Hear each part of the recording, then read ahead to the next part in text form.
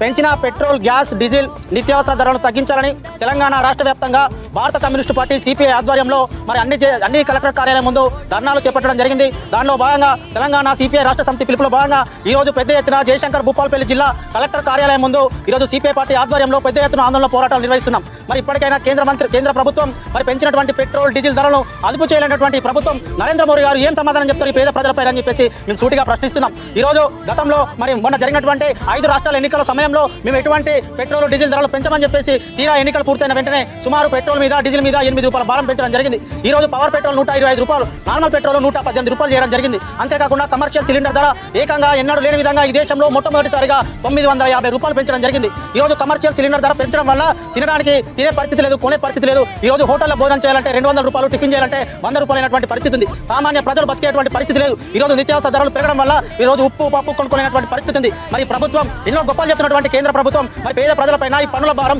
అదేవిధంగా ఈ ధరల పెంపు ఎంతవరకు కరెక్ట్ అని చెప్పేసి ఈ సందర్భంగా తెలియజేస్తున్నాం. ఇప్పటికైనా ప్రభుత్వం ఆలోచించాలి. కేంద్ర ప్రభుత్వం అయినా, రాష్ట్ర ప్రభుత్వం అయినా ఈ పెరుగుతున్నటువంటి ధరలపైన ఒక నియంత్రణ కమిటీ వేసి పేద ప్రజలు కాపాడాల్సినటువంటి అవసరం ఎంతైనా ఉంది. అంతేకాకుండా ఈ రోజు రైతులకు న్యాయం చేయాలి. రైతులకు సంబంధించినటువంటి వ్యవసాయ పనిముట్లు కానీ, పారిశ్రామిక సంబంధించినటువంటి సబ్సిడీ ద్వారా వాళ్ళకు లోన్లు ఇప్పించి ఈ రోజు పేద ప్రజలను, రైతులను కాపాడాల్సినటువంటి పరిస్థితి ఉన్నదని చెప్పేసి ఈ సందర్భంగా తెలియజేస్తూ ఇప్పటికైనా కేంద్ర ప్రభుత్వం, నరేంద్ర మోడీ ప్రభుత్వం వెంటనే పెంచిన పెట్రోల్, డీజిల్, గ్యాస్, నిత్యావసర ధరలు తగ్గించకపోతే ఇంకా పెద్ద ఎత్తున ఆందోళన పోరాటాలు చేయడానికి కూడా సిద్ధంగా ఉండమని ఈ సందర్భంగా కేంద్ర ప్రభుత్వాన్ని హెచ్చరిస్తున్నాం. సొత్కు ప్రవీణ్ కుమార్.